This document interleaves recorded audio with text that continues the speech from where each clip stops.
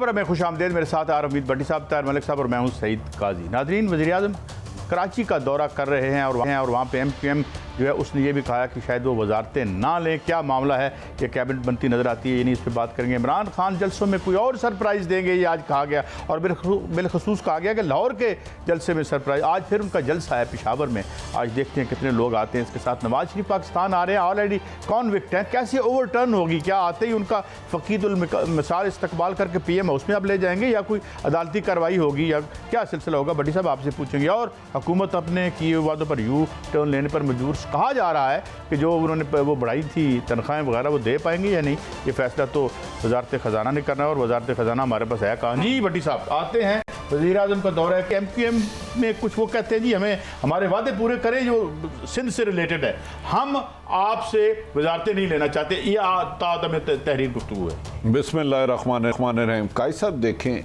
ये इत्तेहाद जो हुआ है ना हुकूमत चलाने के लिए हुआ है।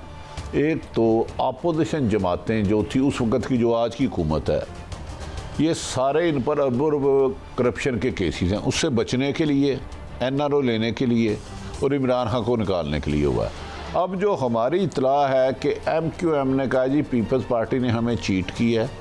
इन्होंने कहा था कि बल्दियाती आर्डिनेंस में तरमीम करेंगे, कराची का मेयर और हैदराबाद का हमें देंगे, उसको नहीं कर रहे और हम वजारतें नहीं ले रहे। और शहबाज शरीफ से भी सख्त नाखुश हैं कि आपने तकरीर में जो हमारे साथ एग्रीमेंट किए थे वो पूरे नहीं किए। तो मुझे लगता है ये फिल्म नहीं चलने वाली। अभी तक जो इतला है कि आसफ अली जरदारी साहब ने भी खाली वजारतें नहीं मांगी, उन्होंने कुछ ओहदे जो पुरकशिश ओहदे हैं, जो मुल्क में अरबों रुपए की डिसीजन मेकर होते हैं, उन पर मांग लिया है। तो अब शहबाज शरीफ के लिए मुश्किलात हैं। अगर वो पीपल्स पार्टी को मुतमिन करते हैं तो मौलाना फजलुल साहब नाराज़ होते हैं, वो उनको मुतमिन करते हैं तो MQM नाराज़ होती है, MQM को राज़ी करते हैं तो बाप नाराज़ हो जाती है, बाप को राज़ी करते हैं तो अख्तर महंगल हो जाते हैं। तो इस वक्त थोड़ी सी ना मेरा ख्याल है कि मौजूदा हुकूमत आते ही ना सर मुंडाते ही ओले पड़ गए। आपने पेंशन में इजाफा कर दिया, वो पैसे अब दे नहीं सके। तो दूसरा, उन्हें एक प्रॉब्लम आ गई है कि नवाज शरीफ ने उन्हें हुक्म दिया है कि मुझे नहीं पता मैं आ रहा हूँ, ना मैंने जेल जाना, ना मैं अदालतें मानता हूँ। अच्छा भट्टी साहब, एक खबर और भी है, ये कुछ 15 कह रहा है, कोई 20 कह रहा है। मलिक साहब आपकी तरफ आता हूँ कि जी वो पीपल्स पार्टी कहती है 15 से 20 हल्कों में कौमी असम्बली के मरसद सीट एडजस्टमेंट करें, और हमारे जो स्टाल वार्ड्स हैं, कायरा साहब हैं और लोग हैं, परवेज अशरफ साहब खैर, तो उनको सीट एडजस्टमेंट करें और 20 नीचे सीटें ज़ाहिर MPA की, और वहाँ पे एडमिनिस्ट्रेशन हमारी मर्जी की होगी। 40 नीचे वो MPS की मांग रहे हैं। देखिए, मेरा ख्याल है ये पीपल्स पार्टी ने, मुझे नहीं पता, मांगी है तो शहबाज शरीफ ये कैसे बात मान जाएंगे कि वो इनके पास टोटल अब 6 सीटें और 20 सीटें इनको दे दें। तो वो तो अगले अपने सियासत में खुदकशी कर लेंगे। आगे इमरान खान बहुत तेज़ी से पॉपुलर होता जा रहा है।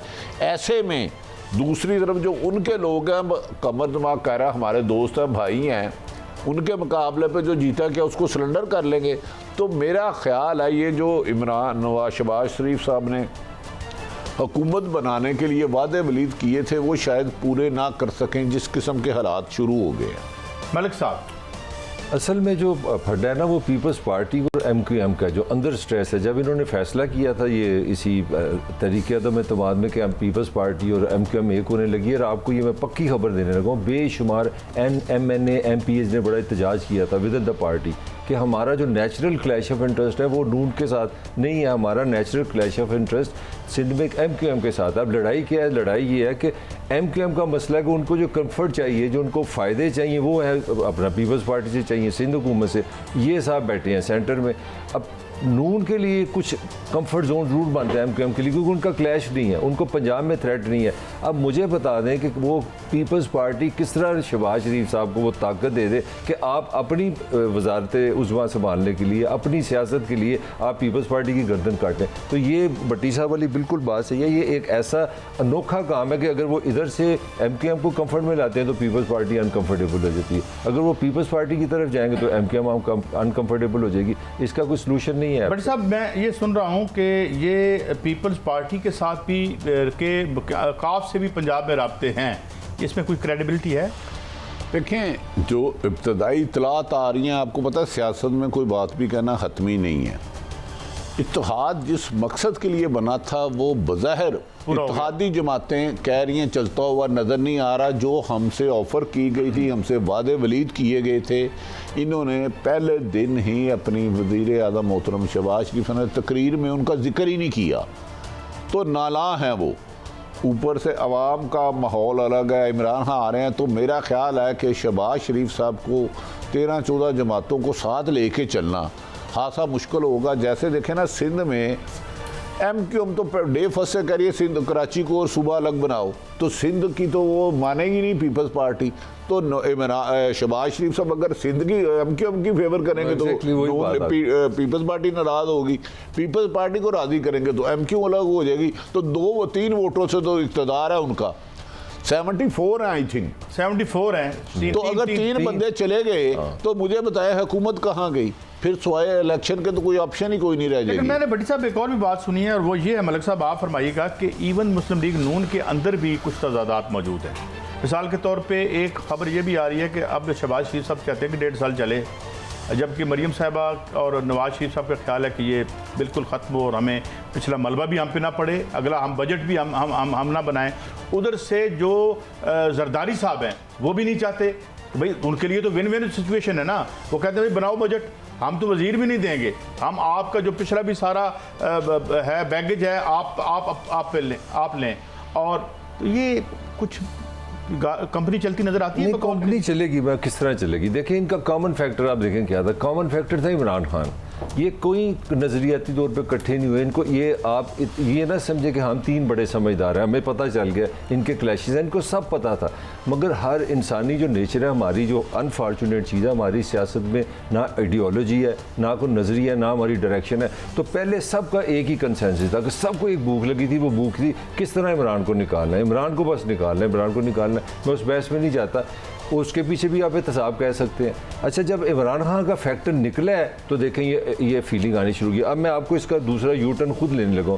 मुझे लगता है जूं इमरान खान की पॉपुलैरिटी होगी, ये फिर इन बारों को इकट्ठा रखेगा। ये मेरी, आपको लगता है उनकी पॉपुलैरिटी बढ़ेगी? मुझे लगता है, क्योंकि इमरान जितने एग्रेशन में जा रहा है, हर रोज जलसा, इधर जलसा, अगला एग्रेशन जो है उनकी बॉडी में, भट्टी साहब मैं पूछ लूँ इनसे, भट्टी साहब उनकी बॉडी में जो एग्रेशन था वो खामोशी है, और बनिस्बत जिस तरह पहले वो एकदम आउट कराई आती थी इस तरह नहीं आ रही उनमें। हाँ, लेकिन वो प्लानिंग बड़ी कर रहे हैं कि अब मैं जलसा लाहौर में करूंगा, वहाँ सरप्राइज दूंगा, वहाँ इस तरह से फिर कोई तब्दीली आई लगती है आपको उनमें? ये है कि इमरान खान को भी ये ख्याल है कि ये कंपनी चलेगी नहीं जो हुकूमत है।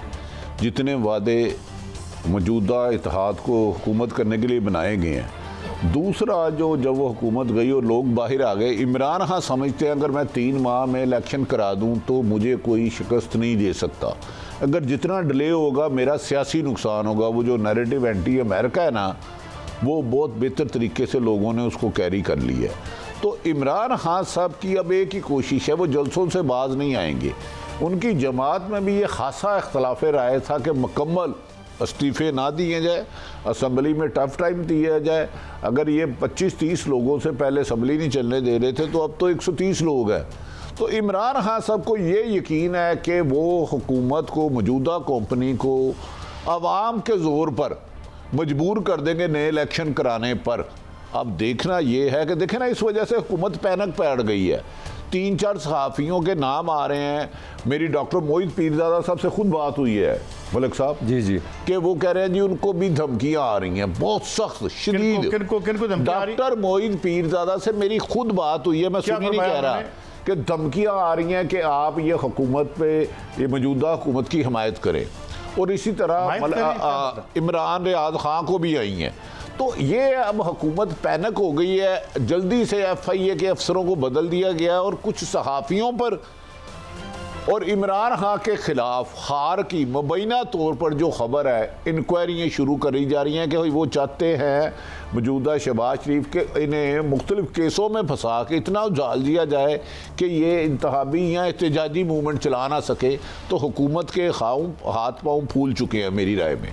लेकिन भट्टी साहब, ये एक तो मैं यार सादिक साली बात बाद में करता हूँ, उन्होंने कुछ फरमाया है। सवाल ये है कि जो इतवार की शब को या उस रात जो क्राउड आया था वो इमरान खान के बगैर आया था।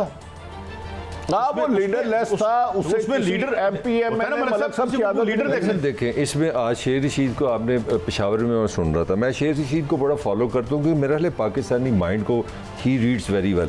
आज उन्होंने एक हल्का सा फिर एक रिमाइंडर दी, उन्होंने कहा इमरान खान की जान को भी खतरा है। तो वो जो एक इमोशनल माइंड बना रहे हैं उसमें यह है कि आपने बहुत बड़ी सुपर पावर से भी लड़ाई ले ली, आपकी जान का भी खतरा है। तो मुझे लगता है कि वो अपने कार्ड्स बड़ी इमोशनल जो चार्ज करने के लिए बड़ी तेज़ी से आ रहे हैं आगे, लग रहा है मुझे ये लग रहा है। मगर इसके साथ मैं आपको खबर दे दूं, हुकूमत इतनी बेवकूफ़ नहीं है, हुकूमत किसी कीमत पे इलेक्शन नहीं कराएगी जब तक वो जैली हो या असली हो, वो कागज़ों में कहीं ना कहीं गद्दारी को साफ करेगी, ये मैं आपको खबर दे रहा हूँ। वो सर जोड़ के बैठे हुए हैं। नहीं मैं मेरी बात आप सुन लेना, वो इतने बेवकूफ़ नहीं है कि इमरान खान के फंदे में फंस जाए, 3 महीने के बाद लोगों को गद्दार करके इलेक्शन में नहीं जाएंगे इसके बगैर, मैं ये आपको खबर दे रहा हूँ। मेरी बात सुनो, बड़े बड़े बादशाह रहे हो, इतना गद्दारी, हुजूरी, इल्ज़ामात, गालियाँ, ये क्या होता है? जब आपके हाथ करप्शन में इतने हों तो आपको ये नहीं, करप्शन के बाद अगर आप वज़ीर-ए-आज़म बन तो साबित किया होगा। मेरी अर्ज तो सुन लेना। और फील्डिंग सेट करनी है, कितने कितने केड़ा ब्यूरोक्रेट होना है, अगले इलेक्शन में वारदात क्या होनी है, वो शुरू कर दी है परसों रात। खुदा का वास्ता काजी साहब 2000 मुझे काजी साहब परसों रात एफआईए को 2 बजे बुला के गया फला बंदों के खिलाफ। भट्टी साहब आप दोनों के लिए थोड़ा सा तंग करने के लिए, बट काजी 2016 से आप मेरे मतलब आवाज़ जो कानों में सबसे ज़्यादा ये वो करप्शन आई है, शरीफ का जहाँ लफ्ज़ आया करप्शन आई है, करप्शन हुई है। आज वज़ीर आज़म पाकिस्तान कौन है? मेरी बात बताया ना मुझे, कौन है वज़ीर आज़म पाकिस्तान? मैं ये कह रहा हूँ 2016 से मैंने माइंड नहीं करना, मुझे गद्दार कह लो, करप्ट कह लो, कुछ भी कह लो। हाँ सिर्फ वारदात क्या है कि ये तमाम तरमीमात जो खुदा ना खास्ता कहीं फेयर इलेक्शन ना हो जाए उनको खत्म करवाएं। उसकी फिक्र ना करें, वो नहीं हो गया, वो नहीं हो गया, फिक्र ही ना करें। मैं आपको खबर दे रहा हूँ, मैं अर्ज करता हूँ कोई यहाँ किसी को अपनी रेपुटेशन का फर्क नहीं, फिक्र नहीं पड़ता।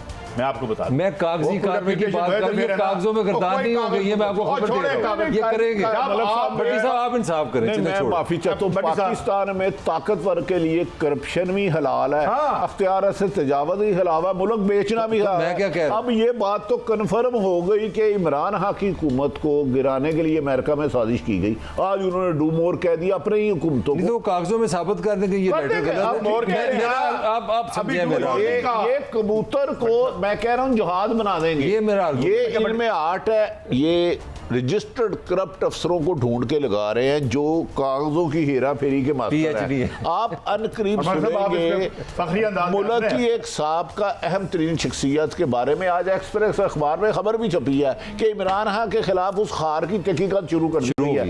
ये उस खबर के मुताबिक।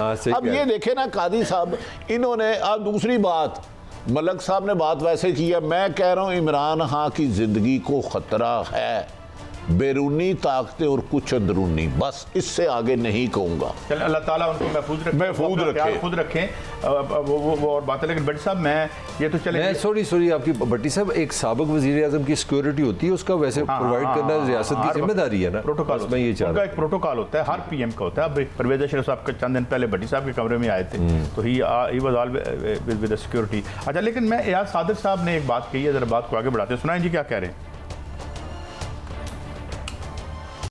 बहुत से हमारे दोस्त जो पीटीआई से मेंबरान थे नेशनल असेंबली, उनका ये कहना है कि वो इस्तीफे नहीं देना चाहते और उनके इस्तीफे जबरदस्ती ला के जमा कराए गए हैं। यहाँ पे उनको बुला के साइक्लोस्टाइल कागज रखा गया कि साइन करो यहाँ पे, और उन्होंने मजबूरन साइक्लोस्टाइल कागज पे अपना नाम NA लिख के उस पे दस्तखत कर दिए। अब एक बात इससे तो साबित होगी ना कि इमरान खान के इस्तीफे जो है वो इन्हें पता है कि कोई एतबार असम्बली का नहीं रहेगा, लिहाजा वो पहले भी इस तरह हुआ था जब असम्बली में इन्होंने किसने दिए थे, बाद में स्पीकर ने रोक लिए थे। कादी साहब 125-30 इस्तीफों के बाद असम्बली की क्रेडिबिलिटी रह जाती है, मुझे बताएं। टोटल 350 का अमान है, अपोजिशन है, और ये अपोजिशन तो है ही कि मैं कह रहा हूँ हुकूमत नहीं है। हुकूमत इस वक्त 85 अरकान असम्बली वाले साहब हुकूमत कर रहे हैं, जब से 172 आईनी तौर पे उन्हें बंदे चाहिए। आप 14 जमातों को सर किसी का, पाँव किसी का, नाक किसी का, हाथ किसी का, आंखें किसी की, कोई बंदर की, कोई किसकी, तो इस तरह नहीं निज़ाम चलते। इन्हें अल्टीमेटली इलेक्शन की तरफ जाना पड़ेगा। मुझे नहीं पता ये कितना डिले करते हैं, क्या नहीं करते, मुझे नहीं पता, लेकिन मेरी राय ये। मैं आपकी राय के मुताबिक बात करें को 22 बंदों को तो ऑनर है, वो सिंध अपना हाउस में खाना शाना खा चुके हैं, नाम तस्वीरें वहाँ पे मौजूद हैं। ये उनको निकाल के 22 बंदे हुए हैं। मैं आपको खबर दे रहा हूँ 20 से 25 पे काम हो चुका है, उस पर फखर इमाम साहब भी शामिल है। बेशुमार क्या काम हो चुका कि वो इस्तीफे नहीं हम देंगे। मैंने आपको कल भी कहा था अपने पार्टी लीडर को डिफाई देखिए, करेंगे। एक सर्टेन अमाउंट है, मैं कोई लीगल एक्सपर्ट नहीं, एक सर्टेन अमाउंट जब आप इलेक्शन कमीशन को लिख देना कि हम 30 लोग हैं 35 लोग हैं, हम एक ग्रुप बना के अलग अपनी शराबत से बैठ सकते हैं, वो बैठेंगे। सवाल पूरा करें, सब जवाब से जवाब। हार्स ट्रेडिंग हुई है, क्या हुआ है? भाई जो भी हुआ है वो तो मुझे कागजों में, क्या हुआ है? कागजों में ये हुआ है। फातह खाना हुई है, कोई उठे लक कड़िया जे दाल की मेरा लाया जे भी तो दसो। आप मेरे से पाकिस्तानी सियासत को ज्यादा जानते हैं। मैं कहता हूं कि मेरी सुन लेना, कागजों में क्या होगा? कागजों में ये होगा कि 40-45 लोग लेके something to be proud of और something to be ashamed of. वो तो I want to ask you straight. काजी साहब, मेरे ख्याल में, मैं मलक साहब की राय को चैलेंज नहीं करता। 127 इस्तीफे वजीर आजम इमरान खान को मौसूल हो चुके हैं। बहरहाल ये कहते हैं चलो 100 भी रिजाइन दे दे, 100 हलकों में इलेक्शन ये करा सकते हैं। मुझे बताएं 100 MNA के हलके, और अभी वो सोच रहे हैं शायद MPA भी। तो मुझे बताएं निजाम कैसे चलेगा? एक सेकंड दे दे, सिर्फ आपसे सवाल है। अपोजिशन है जिस पे मार पड़ती है, मैं नहीं कहता, मैं लोटा नहीं कहता, आजकल मार भी पड़नी शुरू होगी इस पे। लोटों की अपोजिशन बनानी है और खुद आपने जो है वो करनी है हुकूमत, तो वो उसका असेंबली का क्या एतबार होगा अगर 20 ले भी जाते हैं तो? काजी साहब, बताएं आप। मेरे ख्याल में ये कंपनी चलती हुई नज़र नहीं आती। इसमें इतनी मुख्तलिफ कंपनियों के पुर्जे लगे हुए हैं कि इसने जाम होना ही होना है। कहीं इसका ब्रेक शू ख़त्म होने हैं, कहीं इसका टायर पंक्चर होना है, कहीं इसका इंजन बैठ जाना है, कहीं इसकी क्लच प्लेटें उल्ट जानी है, कहीं इसकी बॉडी डगमगानी है। लेकिन मुझे नहीं लगता ताकत से अब ये एक इंतकामी कार्रवाइयों का सिलसिला शुरू कर रहे हैं, उससे कितने लोग दबा सकते हैं। फायदा होगा इनको या नुकसान होगा? भाई साहब ने 1 मिनट मुझे, मैं 2 मिनट दूंगा। देखें, मैंने एक गुजारिश की है, मेरा ख्याल है इस किस्म की इंतकामी कार्रवाइयाँ हमेशा नुकसानदेह होती हैं। पीका या फीका आर्डिनेंस, वो आपको पता है ये मुस्लिम लीग नून ही लाई थी।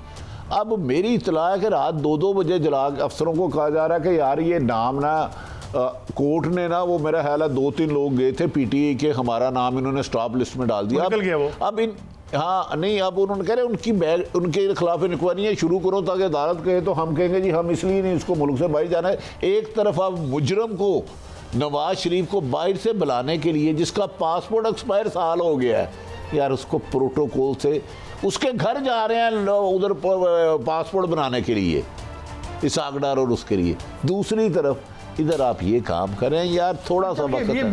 मैं एक कमेंट कर दूं, आपने कहा ना कंपनी चलती दिखाई नहीं देती, तो मैं एक स्टेटमेंट देना, ये अपोजिशन चलती भी दिखाई नहीं देती। बड़ा सख्त मुकाबला है बेसूली का, टोटल बेसूली है हुकूमत में, कोई सेंस नहीं, कोई जमहूरियत नहीं, कोई रसूल नहीं। आप कह रहे हैं कि ये लोग गलत है, सिस्टम गलत है। कौमी असम्बली से इस्तीफे देने हैं, पंजाब में नहीं इस्तीफे देने, वहाँ क्योंकि हमें पावर का चांस है। यार ये मैच बड़ा बराबर का है, ये कंपनी नहीं तो अपोजिशन भी चलती दिखाई नहीं देती। ये भी मैं आपको बता दूं, पंजाब में वो नहीं देते इस्तीफे, तो ये क्या असूल है? अगर जो गंद है तो गंद ही है ना। मेरी बात सुने, वहाँ वो, यहाँ वो कोलिशन में है।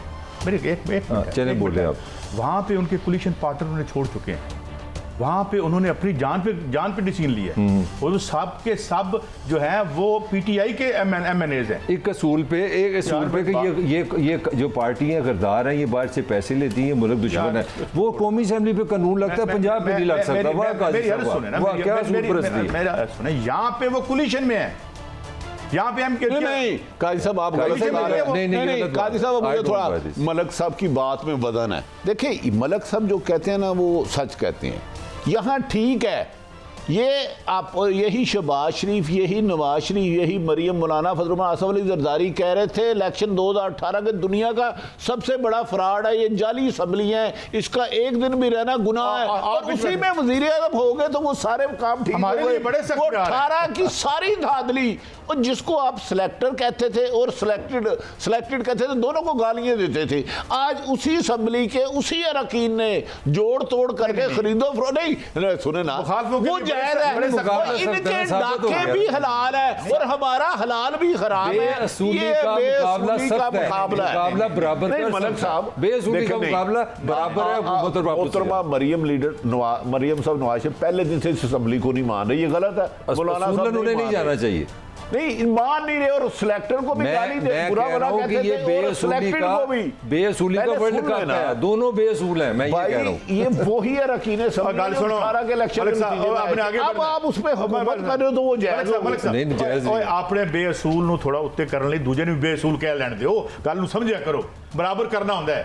ब्रेक है, ब्रेक की तरफ जा रहे हैं, वापस आएंगे तो खान जलसों में क्या सरप्राइज देंगे और पंजाब में जो अभी डिसीजन थोड़ी देर पहले आया है आला अदलिया का हाई कोर्ट का, क्या मुज़ाकरात होंगे एक ब्रेक के बाद।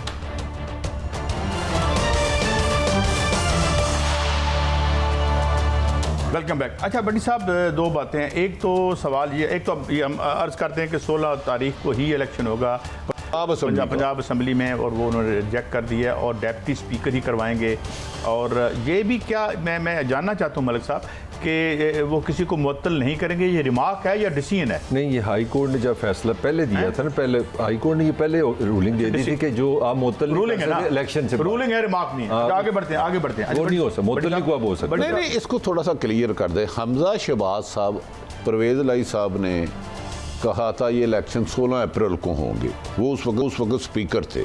डिप्टी स्पीकर को मजारी साहब से मुझे नाम याद नहीं, दोस्त मजारी साहब। तो हमजा शहबाज साहब हाई कोर्ट लाहौर में गए थे, जहां हाई कोर्ट के मोहतरम जज साहबान शुक्र ये कह रहे थे कि फौरी इलेक्शन कराए जाए।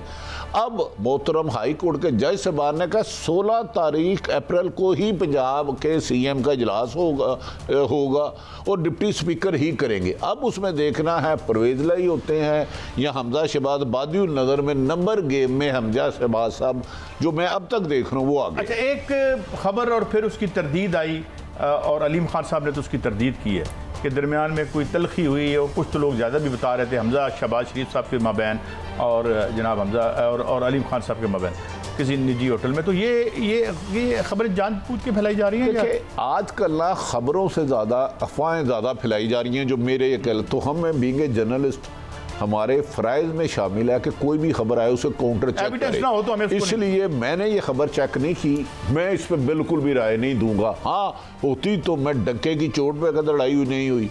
मैं कह रहा हूँ कि नून लीग में ये कंपनी में इख्तलाफ है, उनके खानदान में इख्तलाफ है कि हमजा शहबाज वज़ीर आला ना पंजाब बने। मैं तो ये कह रहा हूँ यार, खानदान आपने वो बात कही है अलीमा कि मुझे वो खबर नहीं कन्फर्म हमजा साहब उनकी लड़ाई की। मेरी बात, मैं एक छोटा सा रिपोर्टर हूं, जब तक खबर कंफर्म ना हो उसे काउंटर ना चेक कर लूं तो कादी साहब खानदान में पड़ गया काम किया। मतलब बड्डी साहब और ये मैं परवेज लाई साहब को अपने ये मैं पहले अलीम खान साहब की सुना दूं। उन्होंने तरदीद की है कि कोई लड़ाई नहीं हुई और ये मुबैना तौर पर उनके मुताबिक परवेज लाई साहब की जो है इन खबरों को फैला रहे हैं, तो लिहाजा हम अपने दोनों तरफ दिखा दें। अच्छा, हाँ जी, आपका घर वाली बात बताएं बड़ी साहब, वो क्या है? देखिए, पहले नवाज शरीफ और मरियम साहिबा की जिद थी हुकूमत नहीं करनी, अगर इमरान खान को भेज के 3 या 4 महीने में इलेक्शन कराने हैं। अब शहबाज शरीफ वादे कह चुके हैं ये पूरी मुद्दत करेगी। शाहिद हकान 1.5 साल पूरा कर 2-3 टॉक शो में कर चुके हैं। उसे मरियम ज़हनी तौर पे नहीं मान रही, क्योंकि मरियम आपको पता अदालत से सजा याफ्ता है। ऊपर से मोहतरम नवाज शरीफ साहब को, प्लेटलेट साहब को मुबारक हो, बिल्कुल सेहतमंद हो गए हैं। डॉक्टरों ने बोर्ड को बैठा है, पूरी दुनिया के खला से भी डॉक्टर बुलाए, वो पाकिस्तान आना चाह रहे हैं और वो कह रहे हैं कि मुझे नहीं पता, FI और नैब को ख़त्म करो और मेरी सज़ाएँ ख़त्म कराओ। अब ख़ानदान में ये लड़ाई है, अगर शहबाज शरीफ गैर आइनी और गैर कानूनी तौर पर प्राइम मिनिस्टर ये केसेस ख़त्म करते हैं तो एक नया पंडोरा बक्स फूल जाएगा कि इन्होंने अदारों को प्रेशर में ला के अपनी मर्जी के फैसले करा लिए हैं। तो पीपल्स पार्टी चाहती है कि हमने अपनी सिंध हुकूमत का 1.5 साल हम क्यों ज़ाया करें। अब ख़ानदान में ये इख्तलाफ राय पाए जाने की खबरें आ रही हैं। तो ये तो फिर अगर मलिक साहब लिंग रान करता है तो माशी बुरान तो कहीं जाने वाला नहीं है। इट विल फर्दर, आपको पता है जो समरियाँ PM साहब का वेट कर रही हैं, तो वो तो इमरान खान तो जलसों में ज़ाहिर है वो क्या मेरा ख्याल है ये कंपनी ऐसी चलेगी। ऐसी मुझे आप बता दें कौन पाकिस्तान में पहली दफ़ा बेरोजगारी हुई है, कौन सा ऐसा मसला जो नया है, ये कंपनी ऐसी चलेगी। अब अपोजिशन का सॉरी अब हुकूमत बन गई, मेरे मुंह से एक अपोजिशन मिनट ठहरिएगा, यही रुकिएगा। यहाँ पिछले 3 सालों से आपने बेरोजगारी का वो नोहे पड़े हैं, वो मरसिए पड़े हैं, और अब कहते हैं कि यहाँ कौन सी बेरोजगारी है यार। यार मैंने कहा मसाइल एकदम है। पार्टी गरीबां की पार्टी बदल गए हो। मैंने कहा मसाइल है, ये इन्होंने इधर ही रहना है। ये आपको मैं खबर देने लगा हूँ, अब हुकूमत भी इसी अपोजिशन शुरू कर देगी जल्द से। तो यहाँ सारा मैच इस तरह है, दो बेसूल कुव्वतें मतलब इकट्ठी हो गई हैं। मेरी सुन लेना, अब मेरी सुन ले। एक तरफ बेसूल हुकूमत है, मैं 100% आपसे नहीं यार, मैं कह ही नहीं रहा। मैं कह रहा हूँ, चले मैं कह रहा हूँ, ना कोई असूल है, ना कोई नजरिया है। शोर डाल है वो, अमरीका शोर डाल है वो, पता नहीं क्या डोर मुझे ये जहाँ कहीं नहीं रहे, दोनों कहीं नहीं जा रहे, पाकिस्तान ऐसे ही घूमता। मेरा सवाल ये हो रहा है, क्या बेरोजगारी और महंगाई को मसला है? बहुत असल मसले यही है। और बाकी कौन कह रहे नहीं है?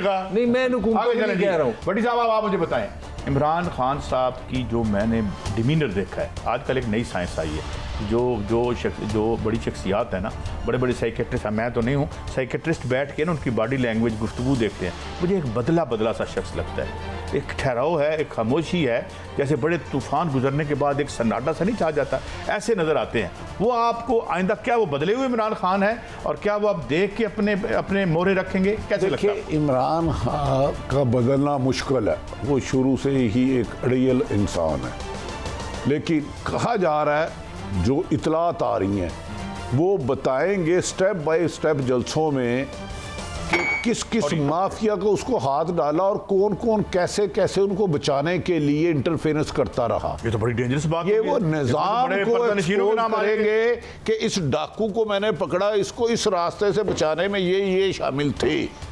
ये मैं आपको खबर दे रहा हूं। एक मिनट रुकिए, क्या इस बात को आप उस बयान से जोड़ रहे हैं कि जब खान साहब ने कहा था कि मैं जब भी एहतसाब की तरफ बढ़ता था तो नादीदा हाथ या नादीदा कुव्वतें, बस मैंने ये लफ्ज कह दिए, आने वाले दिनों में मलक साहब जी करेंगे ना जल्द से, एकदम नहीं छोड़ेंगे।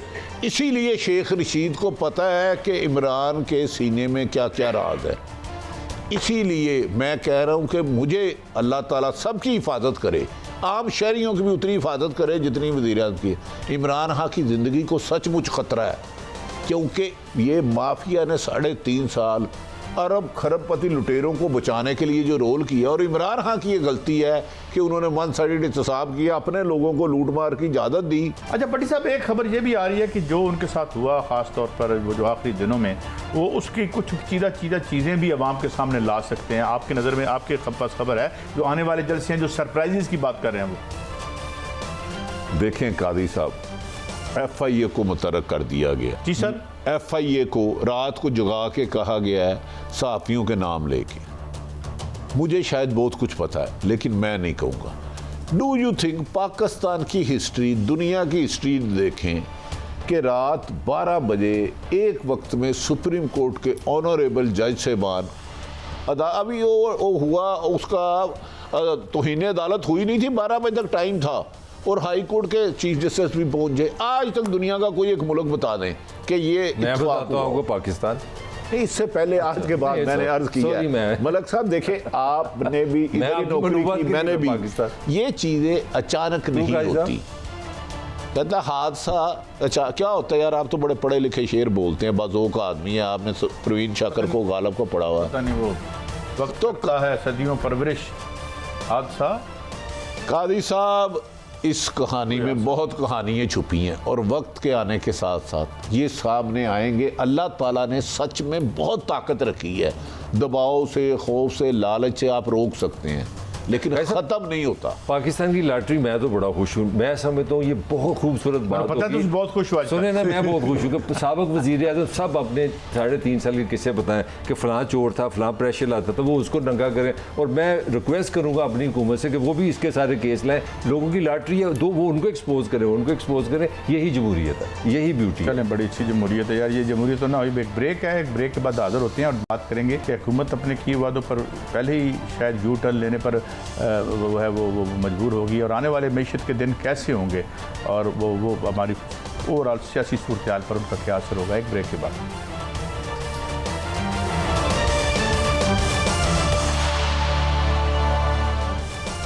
वेलकम बैक नाजरीन। अब पीएम साबिक पीएम और जो ताहाल तादम गुफ्तगू कॉन्विक्ट हैं उनको डिप्लोमेटिक पासपोर्ट देने का हुक्म दे दिया गया। मामला ये है भट्टी साहब कि अब कोई तो प्रोसीजर रास्ता होगा। वो तो पहले तो ये था कि वो अगर आएंगे तो उस वक्त वो एब्सकॉन्डर भी थे और वो एब्सकॉन्डर तो फर्स्ट जेल में, तो फिर देखिए सवाल क्या हो, अब क्या होगा, क्या साहब, वो मनाजर क्या हो? मैंने अदालत की थोड़ी सी देर वेट की हुई है।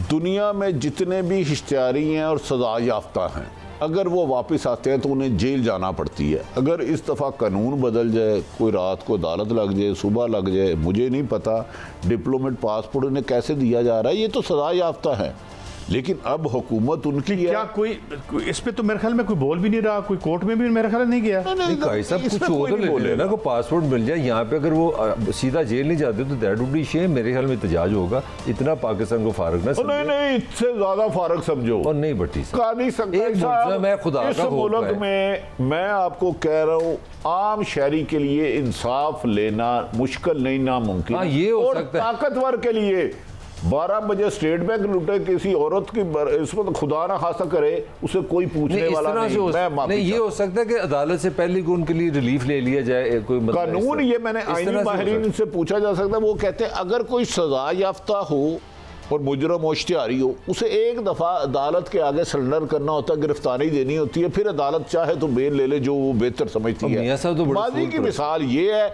इस दफ़ा उन्हें हो सकता है हाउस अरेस्ट, घर को जेल करार दे दें या ना भी दें, ये कोई चीज़ नामुमकिन नहीं है। अब भाई वज़ीर आज़म है तो दूसरे भाई को जेल तो नहीं ना जाएगा। देखें डिप्लोमल पासपोर्ट, इसाक डार साहब भी वापस आ रहे हैं, लेकिन इसाक डार साहब पर कोई केस, कोई कन्विक्शन तो नहीं है ना? नहीं, सजा हुई थी लेकिन गैर मौजूदगी में वो भाग गए थे। लेकिन उनके लिए ये है कि आके इंटरम करा लें। लेकिन मलक कादी साहब, वो कानून ही बना जो शरीफ फैमिली को सजा दे सके पाकिस्तान में, या किसी भी ताकतवर को दे सके। मैंने आपसे कहा ना, मैं पिछले 3 सालों से एक सिर्फ जायज़ काम के लिए कह रहा हूँ, इस जायज़ काम की सिर्फ वेरिफिकेशन कर दे ये सही है कि नहीं। कोई नहीं सुन रहा। वो मियाँ साहब तो आपको पता ही है यार, मुशर्रफ दौर में कैसे गए। कादी साहब आप तो ऐसे बोले हैं, बताए ना किसने भेजा उनको मुल्क से बाहर? मैं बोला जब बन के बैठा रहा नहीं मलक साहब, वैसे एक सवाल है। आप मेरी बताए ना, अब वो फौरी आ रहे हैं। उस वक्त आपने ऐसे तासुर दिया कि खुदा ना खासा उनकी प्लेटलेट्स, अब इधर से उनके भाई की हुकूमत आई है, प्लेटलेट्स भी ठीक हो गया। इस तरह पहले उनके अपोजिशन में दुश्मन की हुकूमत ही बनाना करनी, प्लेटलेट्स है इसको जाने दो, मुझे तरस आ गया। तो उनके भाई हमेशा भाई होते, इस तरह ना करें। शहबाज शरीफ की तरह इमरान को भी तरस आया था, इस तरह ना करें मेरे साथ। जैसे इमरान साहब ने उन्होंने कहा यार नहीं इसको भेज दो, शहबाज साहब को भी बनता है। पंजाबी कहते हैं मजा दिए भैन है, इस तरह ना करो। इनके भाई सारे भाई। तो यकजहती रहेगी इनके दरमियान। नैब का कानून ख़त्म करना है, EVM का मामला ख़त्म करना है, अगले इलेक्शन में माजी की शानदार रवायात को सामने रखते हुए एक शफाफ तरीन इलेक्शन करके मतलब इंतहाई नेक लोगों को लेके आना है। तो अभी कुछ अर्सा तो ये रहेंगे आपस में, ये नहीं। देखें, जिस इलेक्शन पे धांधली का ये सारी उम्र इल्ज़ाम लगाते रहे, EVM को ख़त्म करना है और ठप्पे वाला दोबारा लाना है। ये ठप्पे में क्या चीज़ है? ये जिस तरह होता है ना भट्टी साहब के यार 20-25 हज़ार हर बंदे ने एक हल्के का वोट बनाया हुआ है। कादी साहब तो आप समझ ही नहीं रहे मेरी बात। ये पहले आपको पता था महंगाई मार्च है, गरीबों का बड़ा इन्हें दुख है। आज शहबाज शरीफ साहब वज़ीर आज़म साहब बहादुराबाद MQM के घर भी पहुंच गए अभी थोड़ी देर पहले। तो गुजारिश ये है, अपने मफाद के लिए देख लीजिएगा, ये नैब भी ख़त्म करेंगे, अपने केसेस भी ख़त्म करेंगे और इलेक्शन धांधली के लेटेस्ट तरीके ईजाद करके उसको आइन और कानून का नाम दे देंगे। बस बाकी मलक सब और इसके साथ ऐड करेंगे PTA के लिए भी मुश्किलात पैदा करेंगे, मुकदमात पैदा करेंगे, खान साहब के लिए मसाइल पैदा करेंगे। मैं पहले कुछ हमसे वादे किए थे मोहतरम शहबाज शरीफ साहब प्राइम मिनिस्टर जो हैं, उन्होंने क्या कहा, और मिफ्ता इस्माइल साहब जो मुमकिन तौर पर हमारे वज़ीर हो सकते हैं ख़जाना, वो क्या, पहले मियाँ साहब और फिर मिफ्ता साहब। कम से कम माहाना उजरत बढ़ाकर 25,000 रुपये कर रहे हैं। अपील करता हूं अपने सरमायाकार हजरात से, संतकारों से कि वो 1 लाख रुपए तक के जिनकी तनख्वाह है उनकी तनख्वाह में 10% इजाफा करेंगे। हमने ये फैसला किया है कि सिविल और मिलिट्री रिटायर्ड पेंशनर्स की पेंशन में 10% का फिलफौर ऐलान कर रहे हैं और ये भी 1 तारीख से लागू होगा। अब जरा एक ट्वीट है, मैं माफ़ी चाहता हूँ, मिफ्ताह साहब बोले नहीं, उन्होंने ट्वीट के जरिए गुफ्तगू की है। सुनाएं जी क्या है, जरा बताएं क्या है, जरा मलिक साहब तुसी पढ़ना जे। There is no U turn since federal government employees salaries were raised a couple of months ago. We are not raising them again. However, their salary issues will be considered in the next budget.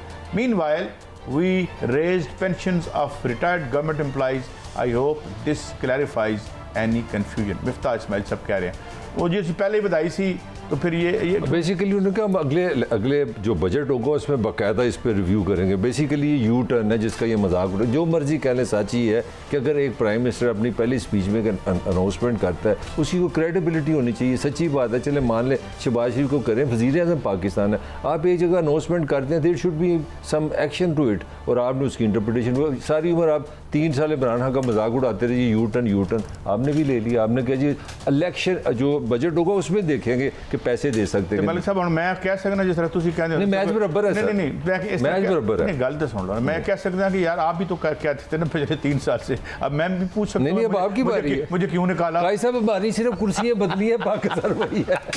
मैं मलिक साहब को इस हद तक ठीक कहता हूँ, चाहे मादी की हुकूमत हो, ये हुकूमत हो, अपोजिशन में ख्यालात कुछ और होते हैं, इक़्तिदार में आके ना इनका आवाम से ना गरीब के मसाइल से दूर तक का रिश्ता ही नहीं होता।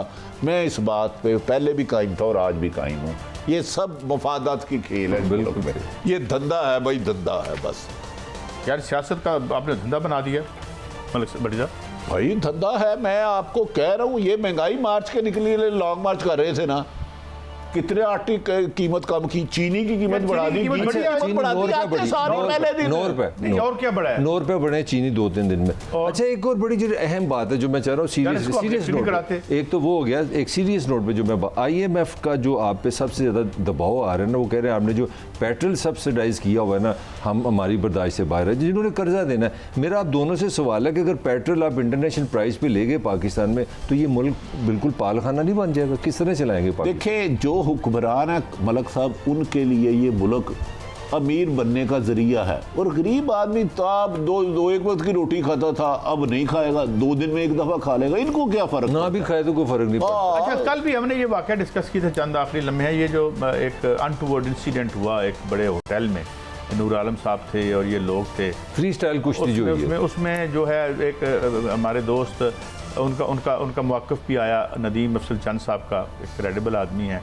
तो क्या हुआ, कुछ लोग जो हैं इसको दोनों तरफ मुख्तलिफ कहानियां सुना रहे हैं, जो भी है होना नहीं चाहिए। काई साहब वो एक सीनियर सिटीजन थे, पॉलिटिशियन, हमारे सारे लीडर है, काबिल एहतराम है। हाँ। तो इस तरह मारना यार ये मुनासिब नहीं है। सियासतदान पब्लिक फिगर है ना, मैं समझता हूँ एक सीनियर सिटीजन ने अगर कोई आवाज़ लगाई थी तो आप भी लगा दें। तशद्दुद के रास्ते से नहीं गुरेज करना चाहिए। चाहे मेरा तो वो रिश्तेदार नहीं है, मैं तो नहीं जानता, नदीम अफजल चंद को पर्सनल जानता, तो प्यारे आदमी है, और साथ वो मुस्तफ़ा क्या है खुकुर, वो तो ऐसे मार रहे थे कि जैसे कोई खुदा ना खास्ता कोई डाकू हाथ में आ गया। तो मेरा ख्याल है तशद्दुद के रास्ते नहीं अपनाने चाहिए, ये हमें जेब नहीं देता, ये हमारे लीडर है, हुकूमत करना पॉलिटिशियनों का। मैं वैसे कैसे एक नेगेटिव बात करूंगा, मैं समझता हूँ ये बड़ी मतलब खुशी से नहीं कह रहा, मैं दुखी दिल से कह रहा हूँ। मुझे लगता है ये जो पोटेंशियल हर जगह आ गया, लोगों में इतना गुस्सा है पॉलिटिकली। मैं रिसेंटली पाकिस्तान इतना डिवाइडेड नहीं देखा था, लोगों ग्रुप्स में लड़ रहे हैं। छोड़े आप, दुबई में जुलूस निकल रहे हैं, नहीं वो तनाव है, क्यों भट्टी साहब मैंने गलत कहा, वहाँ पे इतना तनाव कम होता है हमारे यहाँ, बर्दाश्त बिल्कुल बिल्कुल बर्दाश्त। अब ये इख्तलाफे रहे ना, गली मोहल्लों में दुश्मनी, सियासत लीडरों की गैर जिम्मेदाराना गुफ्तगू की वजह से गली मोहल्लों में दुश्मनी तक पहुंच गई है। मुझे खदशा है कि हमारे भाई आपस में दस्तों गिरेबान नहीं, अफसोस ना गया सर, हमें कंडेम करना, ये तकलीफ दे बात है हम सब तमाम सियासतदानों के लिए।